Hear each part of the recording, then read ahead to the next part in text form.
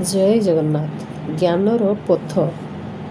ज्ञानर पथ आत्मसाक्षात्कार एवं मुक्तिर एक आध्यात्मिक पथ जहाँ बुद्धियुक्त एवं गभीर चिंतन माध्यम परम सत्य व ब्रह्म प्राप्ति उपरे गुरुत्व दिए।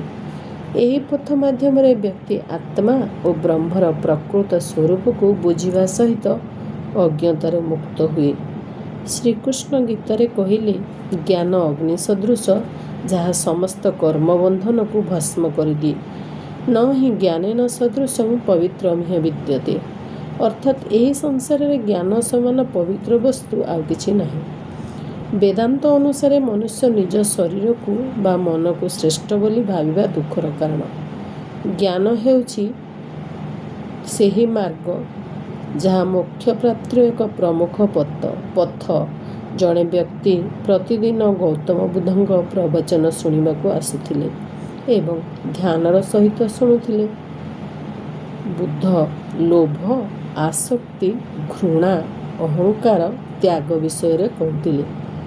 दिने से व्यक्ति बुद्धଙ୍କ पाखକୁ आसी कहले, मु प्राय गोटे मास धरी आपणकर प्रवचन शुणुछि, किंतु दुखित सेगुड़िक मो उपरे कौनसी प्रभाव पकाउ नहीं।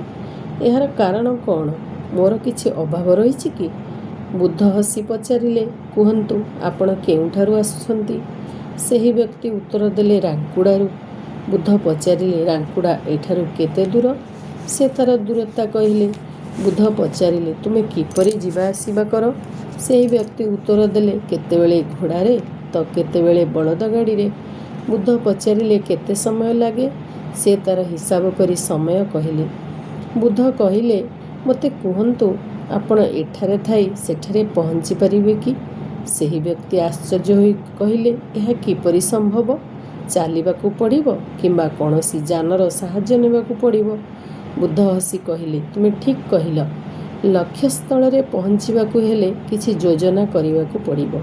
सेहीपरि प्रवचनर प्रभाव जेतेबेले पड़िथाए सेतेबेले आमे सेगुड़िक वास्तव जीवन रे प्रयोग करिथाउ। जे कौनसी ज्ञान को बाह्य व्यवहारिक जीवन रे प्रयोग कले ही ताहा अर्थपूर्ण हेब, नचेत ताहा पोथीगत विद्या होई जीवो। केवल प्रवचन शुणिले किछि लाभ हेब नहीं, ताहाको निज जीवन रे प्रयोग करिवा दरकार। व्यक्ति जनक निजर भूल बुझी पारिले ज्ञानर प्रकृत मार्ग हेउछि बुद्धि और विचार माध्यम ईश्वर को एवं निज को चिन्हिबार प्रकृत पथ। जय जगन्नाथ।